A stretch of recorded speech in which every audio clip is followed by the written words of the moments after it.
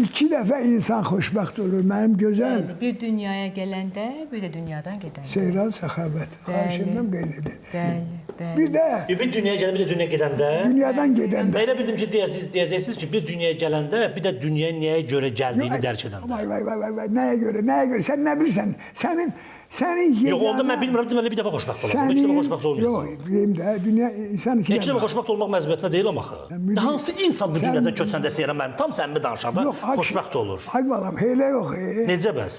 Sənin canın qutarır, 1000 dənə problemi var. Sən biraz gembol fikirləş. Mən deməzdim. O sizin öz fikrinizdir.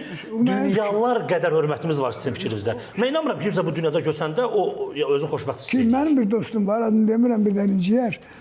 Çok büyük şairimizdir. Deyir ki, dersen Seyran, o gün mazən gələmişdi. Deyir, dersen biraz çox ləngidir. Yəni qaldıq bu dünyada. Yəni bu xalqın mentalitetdə də əslində... Yox, aydın deyim. Əslində sən razı deyilsən belə, sən məndən razı olma. Mənim gözüm aydın. Sən də məndən razı olma, sən də gözün aydın. Mən sana ayrı şey deyirəm ki, insan dünyaya gələndə xoşbəxt olur. Dünyaya gələndə xoşbəxt olur. Bir də canı qutaranda. Ona biraz da geniş baxmaq lazımdır. Dünyadan gedəndə niyə insan xoşbəxt ola bilər? Yəni, bu bizim fəlsəfə ədəbiyyatımızda var. Məsələn, İmam Əli əleyhissalam zərbətlənin vaxtı dedi, Kəbənin Allahına and olsun, mən xoşbəxt oldum.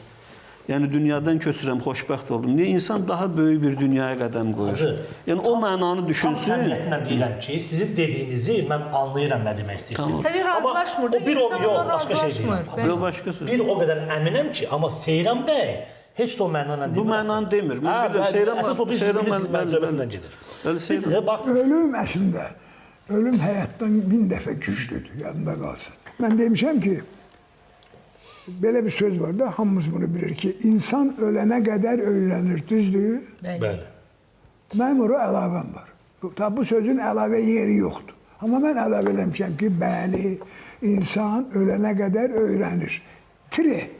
Öləndə də ölməyi öyrənir. Sonra bu ölüm çox güclü. Ölüm həyatdan milyonlarla dəfə güclüdür.